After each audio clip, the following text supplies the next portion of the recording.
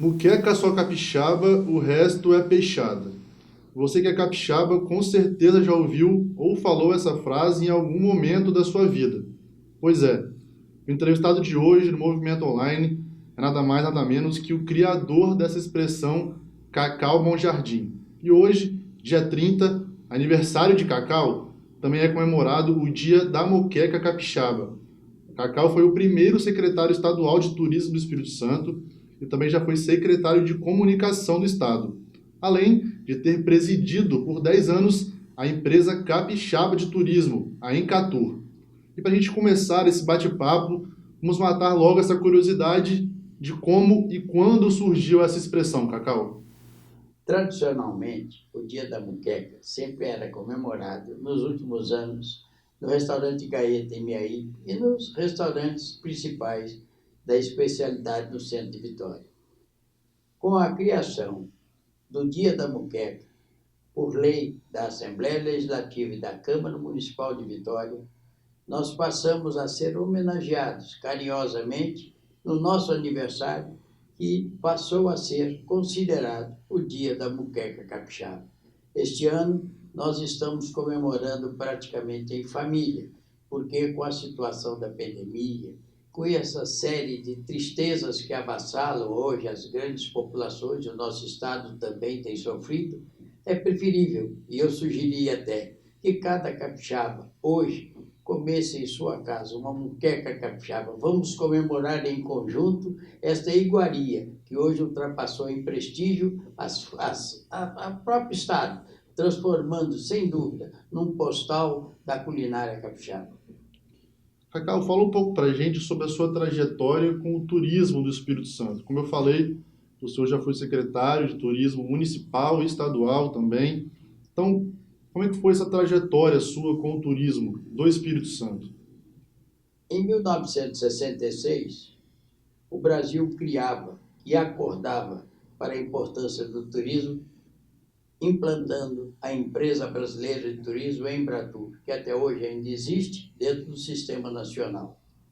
E o Espírito Santo guarda com carinho o fato de ter criado a primeira empresa estadual de turismo após o advento da Embratur no governo Cristiano Dias Lopes, quando, através de uma lei delegada, Cristiano, que foi um dos melhores governadores dos últimos anos da nossa história, modificou com a lei delegada toda a estrutura operacional e administrativa do Estado. A Encatur era criada e, a partir daquele momento, eu, por ter defendido desde os tempos do Jornal O Diário, que eu também dirigi durante anos, a defesa intransigente do turismo e das potencialidades capixabas, eu fui convidado para assumir pela primeira vez no Estado a presidência da empresa que iria estar responsável pelos destinos do turismo estadual.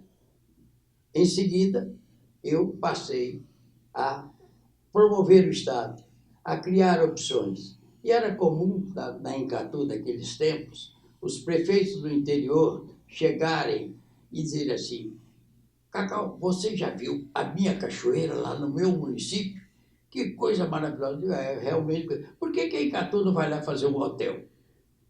Quer dizer, esse era o conceito da época. E eu achava que o turismo era uma coisa maior, de planejamento, de integração. E preferi contratar uma empresa para fazer o plano de desenvolvimento do turismo da faixa radiativa, para saber quais eram as condições existentes, como se comportavam as populações do nosso litoral, o que nós poderíamos usufruir com um projeto integrado de valorização e desenvolvimento de todo o litoral capixaba. Esse plano foi um sucesso e, a partir dele, foi possível nós equacionarmos, em primeiro lugar, como grande desafio do turismo da época, além daquelas situações simples e particulares de comemorações, de eventos de menor porte, criarmos um projeto, que foi a Cidade do Sol. A Cidade do Sol pretendia, há 40 anos atrás, se transformar no polo mais importante do turismo brasileiro e chegou a merecer, do BID da própria Embratur, o conceito de que era o maior projeto de massa turística do hemisfério sul e, sem dúvida, credora que teria dos próprios financiamentos através do BID, que nós viemos a conseguir, depois de 1 ano e meio de lutas junto ao BID, através de um brasileiro, Roberto Silva, que era diretor do BID, conseguir a manifestação de que haveria disponível um financiamento de 20 milhões de dólares para a execução do projeto. Mas para viabilizar isso, era preciso viabilizar e despolarizar Guarapari. E eu, então, contratei uma empresa que definiu a necessidade imperiosa da velha tese que eu defendia nos jornais, que era despolarizar Guarapari, tirar o tráfego da BR-101 e abrir uma oportunidade valiosa no litoral capixaba, e veio a se constituir naquilo que eu denominava à época, e permanece até hoje, a Rodovia do Sol, que foi, sem dúvida, uma espécie de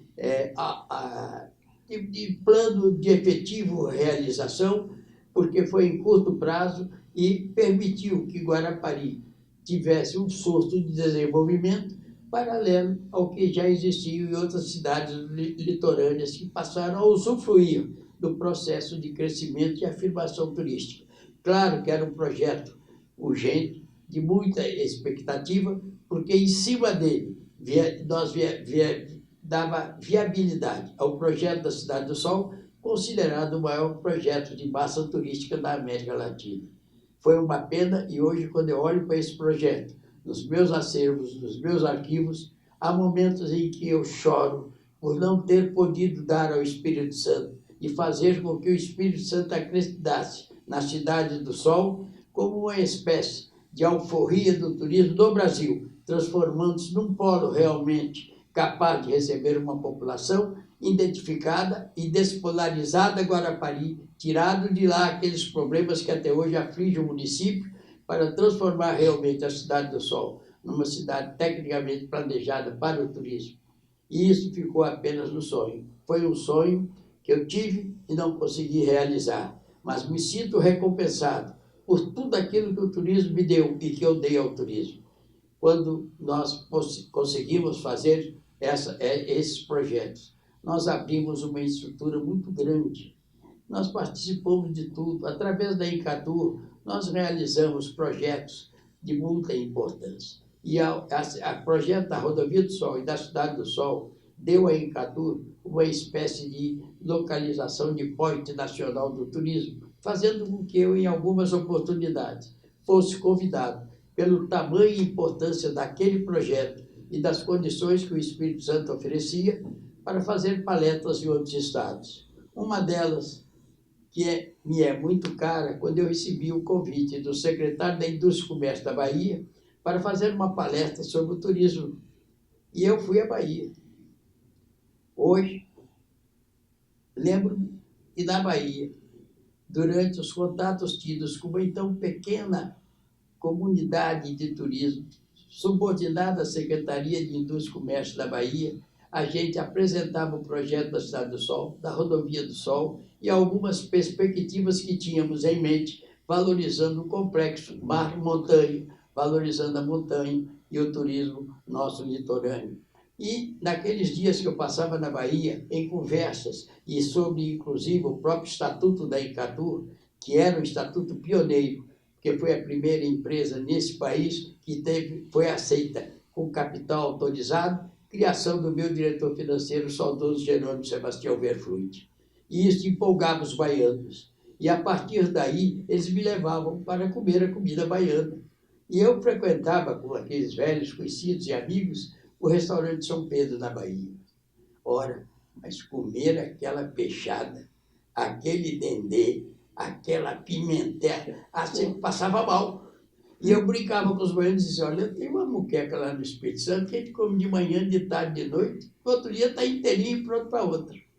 E aí, dessa brincadeira e dessas coisas, quando eles vinham para cá, eu os levava para comer a nossa muqueca no restaurante dos irmãos Costas, lá em Vila Velha, ou do Ercílio da Praia do Canto daquela época.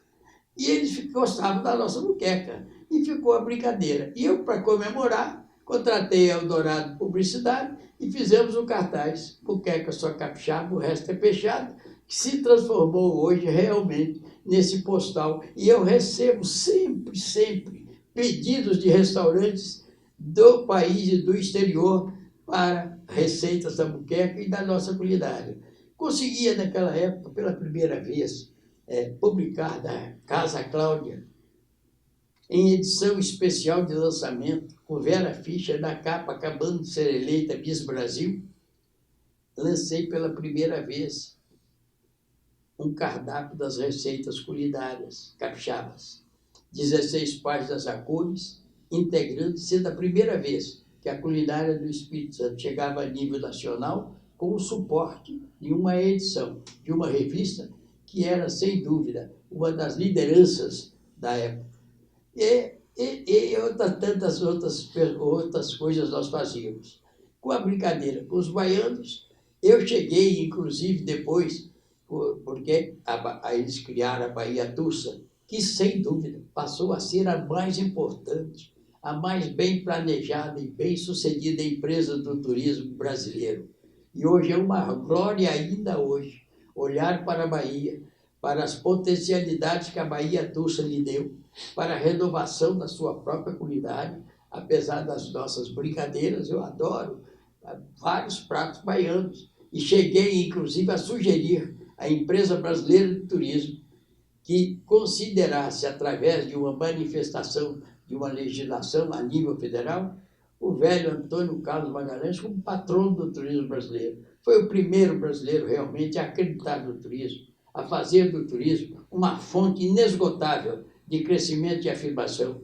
A Bahia Tussa teve, durante anos, quer como governador do estado, quer como ministro, Antônio Carlos Magalhães, sustentando e apoiando o processo de desenvolvimento baiano. E nós, aqui, continuamos sonhando. Resumindo tudo que o senhor falou, Cacau, o que eu entendi que o senhor quer dizer é o seguinte: o turismo é muito mais do que apenas vir passar férias no estado, é isso? Sim, sinceramente. Eu sonhava em transformar o Espírito Santo numa grande reserva para o lazer, a cultura, o folclore, as artes, está entendendo? Trocando até alguns dos grandes projetos, pela necessidade de se preservar aquilo que a natureza nos deu. O Espírito Santo foi bafejado pela radioatividade, terapêutica, balsâmica e medicinal. Eu tive a felicidade de conviver com Antônio Silva Melo, o homem que fez Guarapari, conhecido internacionalmente como uma espécie de relicário do turismo e da radioatividade balsâmica do Brasil e do exterior. Eu acompanhei todas as pesquisas de Silva Melo num determinado período. O meu livro, Guarapari, Maravilha da Natureza, que eu editei como presidente da Encatur, e é de autoria de Silva Melo, esse livro, hoje, ainda deveria ser reeditado pelo Estado, porque transforma e valoriza o índice de radioatividade terapêutico, balsâmico, medicinal de Guarapari, que foi realmente a porta de entrada para que Guarapari se transformasse na cidade de saúde. E isso, sem dúvida, nós temos a mania de esquecer as boas coisas. O Silva Melo até merecia maiores homenagens do que tem sido. Claro, Guarapari, eu sempre fui muito empolgado com Guarapari, mas por um fato verdadeiramente inédito para muita gente, mas que eu tive de perto.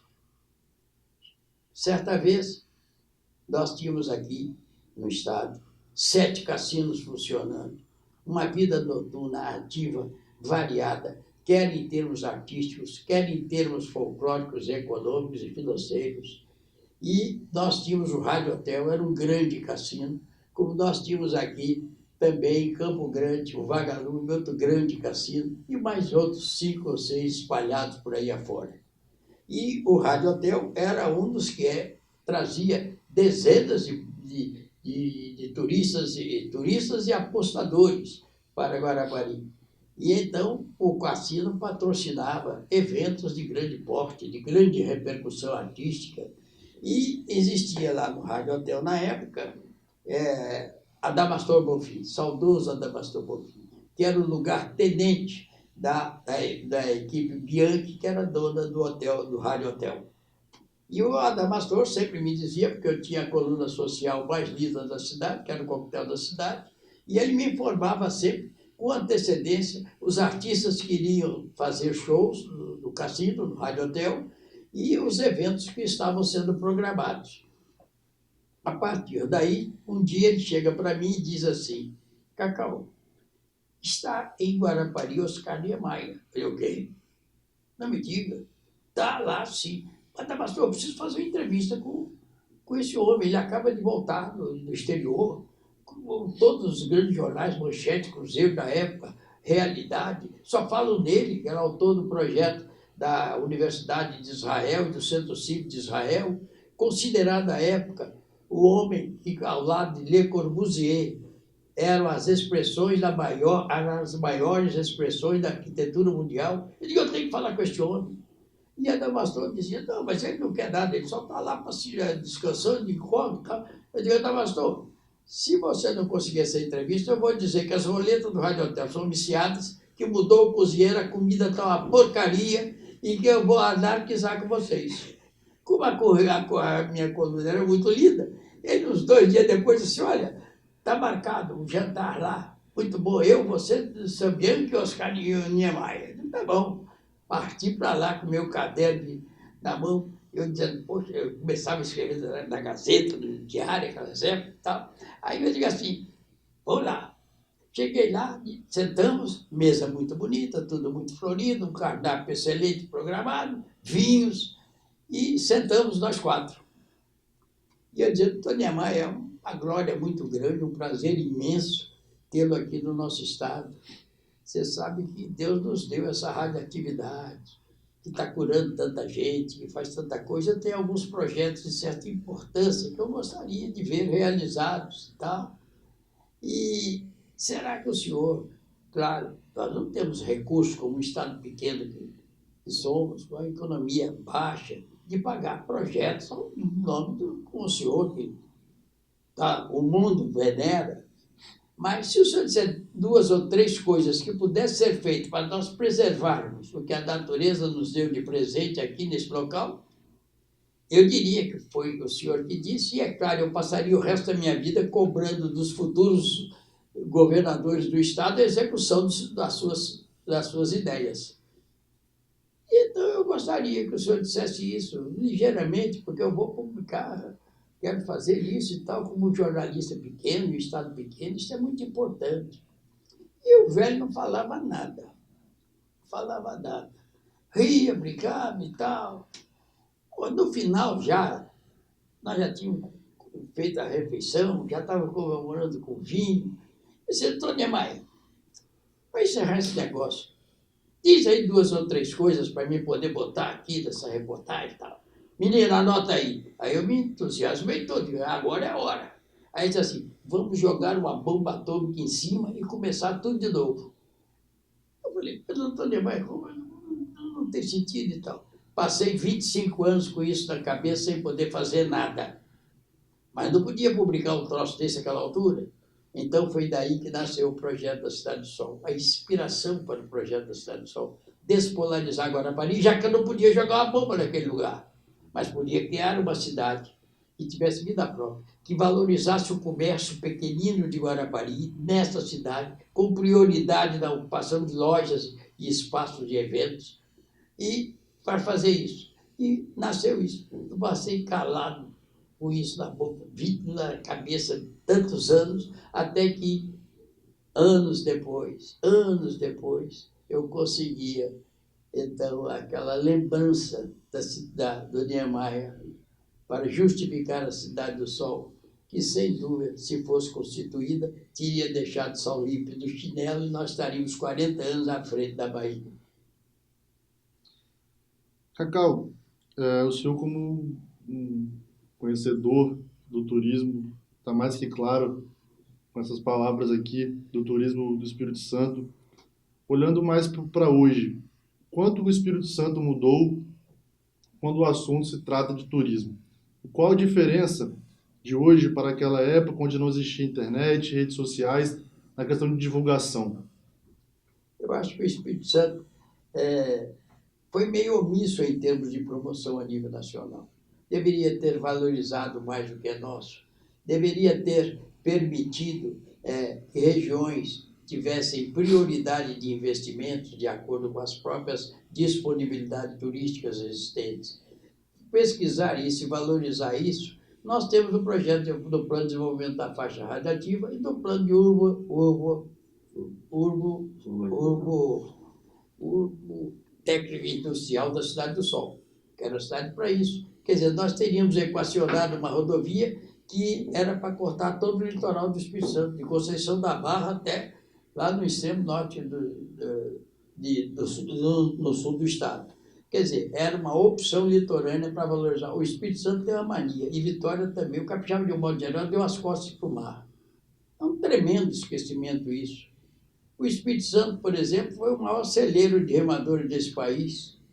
O 8 de Gigante, campeão sul-americano, campeão brasileiro, eram 8 capixabas. O Dubo Esquife com a Ria Ruela. O esquife, velho, antigo.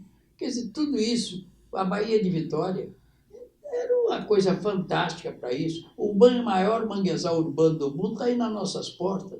Nós temos desfiadeiros de siri na Ilha das Caieiras. Nós temos tanto folclore, tanto artesanato para valorizar. Eu valorizei muito a montanha também, quando eu achava que o litoral estava perdendo por abusos imobiliários as suas características principais. Eu passei a valorizar a montanha. Realizei lá o primeiro festival do vinho. Tantas coisas foram feitas lá.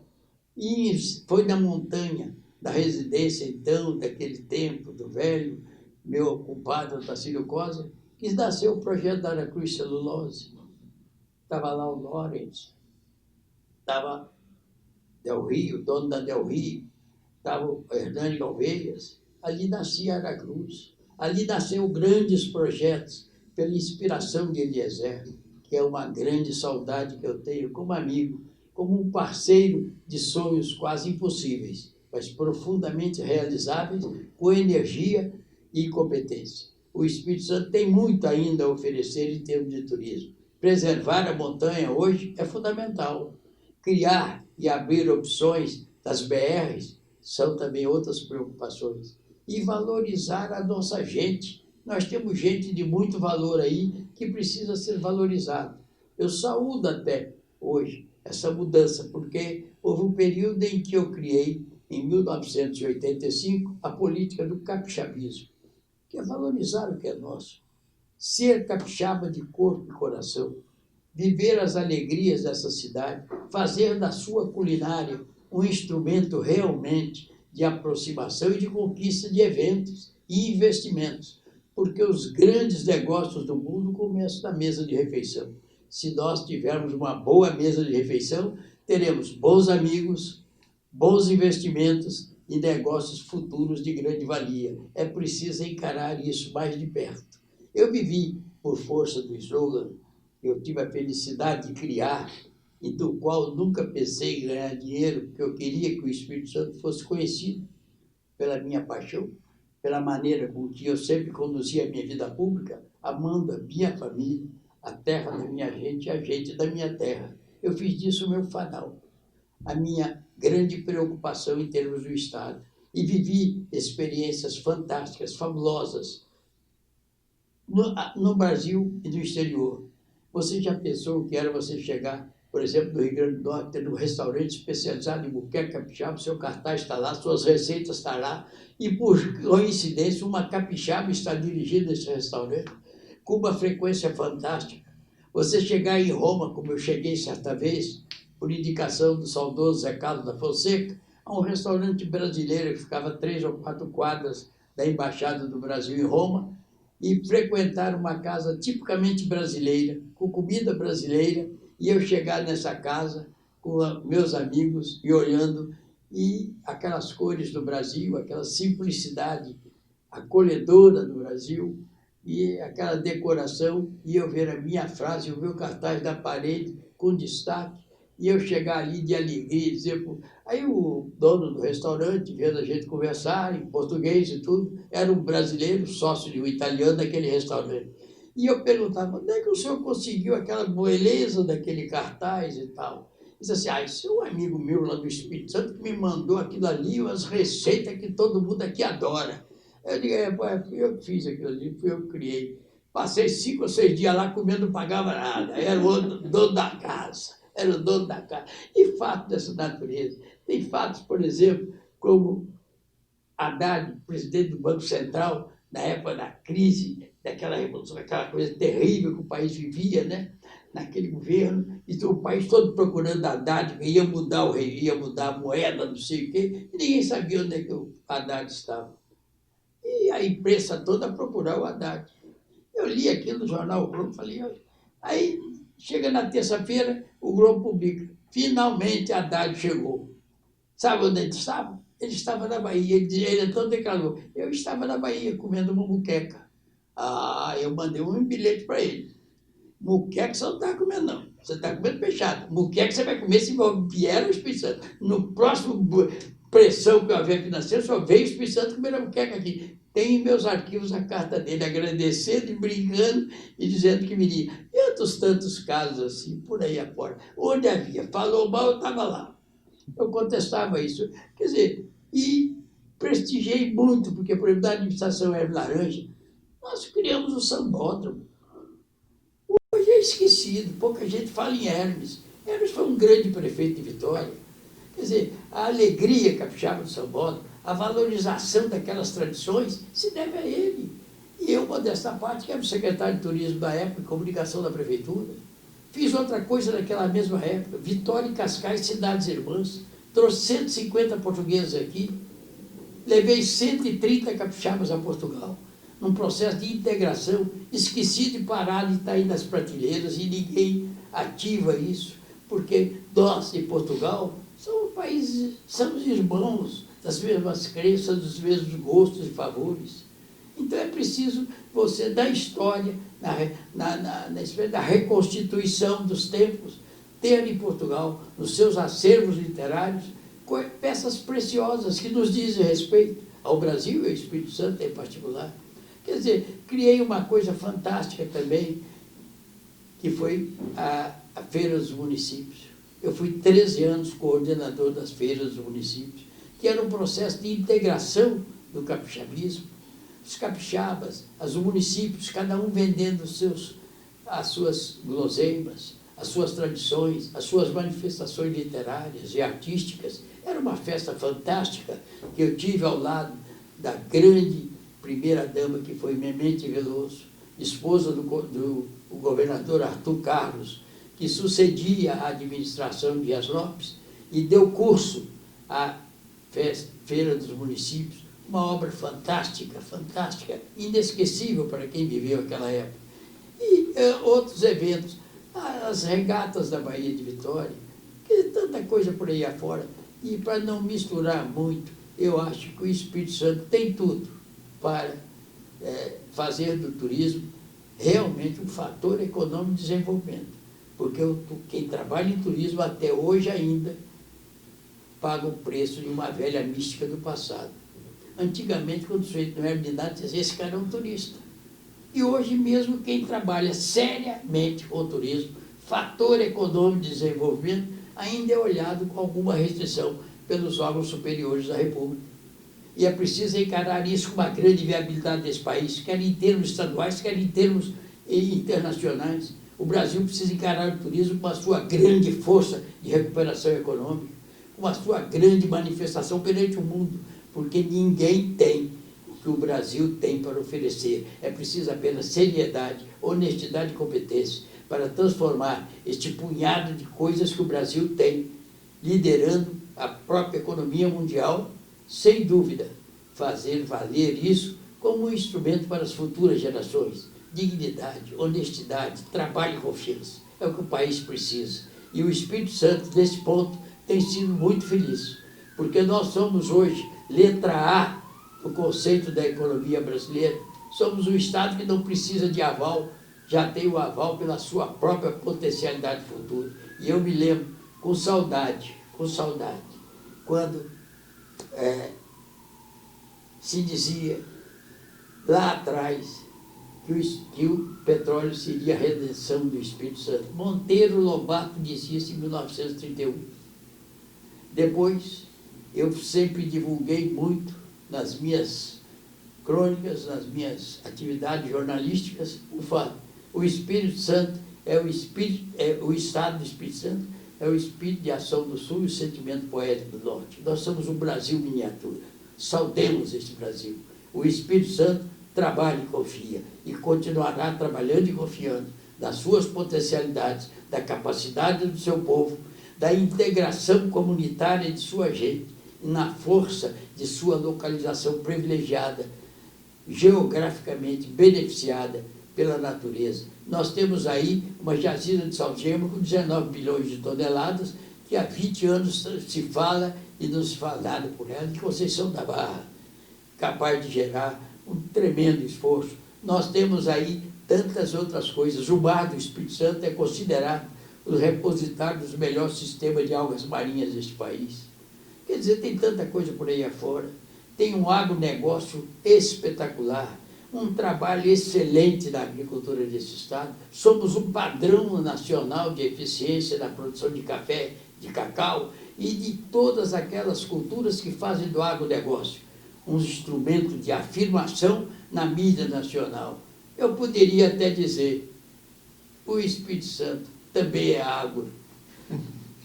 Cacau, para a gente ir encerrando essa conversa recheada de muita história, deixa um recado para quem, assim como o senhor, ama o turismo do Espírito Santo e quem trabalha com o turismo do Espírito Santo.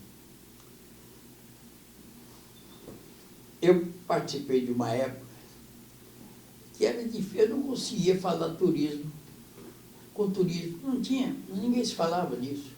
Hoje, você falou em turismo, você reúne 520 mil pessoas num auditório, e eu tenho visto vários esforços desse tipo. Há uma geração crescendo aí, sedenta de oportunidade, senhora de uma capacidade que pode ser aproveitada no desenvolvimento do turismo como empresa, fazer do turismo realmente uma força econômica, e é uma força econômica. Então, essa prioridade em termos de investimento deve vir o governo como incentivador disso, parceiro da empresa privada, criando condições para que se faça aqui bons eventos, conquiste grandes congressos. Você veja a dificuldade que nós temos hoje. Sempre sonhamos com um centro de convenções de grande porte. Quer dizer, você tem adaptações, né? E chegamos a ter um lá do Hotel Porto do Sol com um projeto pronto que não foi executado. Quer dizer, para criar na Estação de Laranja, eu tenho um projeto lá comigo, nos meus arquivos, criando ali um centro de convenções. E tenho mais, em Guarapari, justamente dentro daquela política que eu ainda há pouco dizia, que visava despolarizar Guarapari. Eu construí o Centro de Convenções de Guarapari em 76 dias, porque o governador Arthur Carlos assumiu com o secretário de Justiça da Revolução, o Buzaide, a realização em Guarapari do Congresso Brasileiro dos Municípios. 600 convenções sem nada. E esse compromisso, eu chego no Palácio e disse: nós temos que construir aí, temos que ter um centro de convenções, que eu assumi o compromisso de realizar. Ora, eu saí como doido e conseguimos fazer em 76 dias o centro de convenções de Guarapari, trazendo para a área de Muquixaba, saindo do centro de Guarapari, como alguns empresários lá queriam, para despolarizar Guarapari. E através da Rodovia do Sol, você tinha um acesso natural àquela região e valorizava ali, porque tinha o aeroporto e tinha o centro de convenções. E foi feito isso lá, e nós inauguramos lá, e eu tenho toda a documentação disso. Em 76 dias, trabalhando 3 turnos de operários, e fizemos o centro de convenções. Está lá hoje meio abandonado, mas está lá. Eu queria que no verão ele fosse cinema, ele tinha um projeto de ser cinema no verão, porque no verão você tem a grande massa de turismo, né, de Guarapari, e, sem dúvida alguma, você teria condições de usar o centro de convenções fora de Guarapari, com estacionamento para 400 carros, como um instrumento a mais de diversão, lazer e recreação do velho município Cidade de Saúde, que está vivendo até um período relativamente de boas realizações em termos de investimentos estaduais. Eu quero crer que é preciso ter uma consciência muito moderna sobre o Guarapari e sobre todos aqueles balneários que fazem a estrutura do turismo do estado, quer na montanha, quer no litoral capixaba. Nós somos, sem dúvida, um repositório de grandes atrações que precisam ser apenas trabalhadas e aproveitadas como uma espécie de manual do lazer, do carinho, da atividade e da convivência do Espírito Santo. Porque, sem dúvida, aqui no Espírito Santo tudo é verão, seja com sol, chuva, tudo é verão. É o verão da convivência, no abraço e no prazer. E esperamos que essa pandemia, que tanta lágrima tem feito rolar, que tanta tristeza tem levado as nossas famílias, num momento longo, demorado, sacrificado, seja combatida, vencida, para que não só o Espírito Santo, para que o Brasil se reencontre com a sua alegria, o seu ritmo, o seu canto, o seu suave encantamento folclórico, as suas tradições mais puras, a beleza encantadora do seu litoral e a realidade de uma montanha privilegiada, porque em Domingos Martins, por exemplo, nós temos o terceiro melhor clima do mundo e não sabemos aproveitar isso, e precisamos saber aproveitar isso com maior modernidade, atraindo valores, criando incentivos reais, dignos e honrados, despertando na iniciativa privada a importância do turismo como fator econômico. Eu quero acreditar que o Espírito Santo ainda viverá os grandes dias que eu sonhei para o turismo desse estado. E confiem que as gerações que aí estão, os novos dirigentes que se aproximam de uma eleição, vistam a camisa do Espírito Santo, porque, sem dúvida, o Espírito Santo trabalha e confia, mas tem que trabalhar e confiar com dignidade, com amor e com carinho. Cacau, muito obrigado por compartilhar todas as histórias valiosas conosco. Nós do Movimento Online agradecemos muito. Muito obrigado. Eu agradeço a vocês pelo esforço mantido nessa programação, usando a força poderosa da internet para fazer desse programa um ponto de encontro entre o Espírito Santo e o Brasil. E para não ficar muito na história capixaba da lata de caranguejo, até do próprio mundo, fazer com que o Espírito Santo seja uma atração realmente. E eu espero que esse trabalho prossiga e que vocês são os fiadores do futuro do Estado no amanhã, no presente e no amanhã. Meu abraço a vocês, meu agradecimento sensível. E o último apelo: comemore o Dia da Muqueca, fazendo em suas próprias casas a melhor muqueca deste país.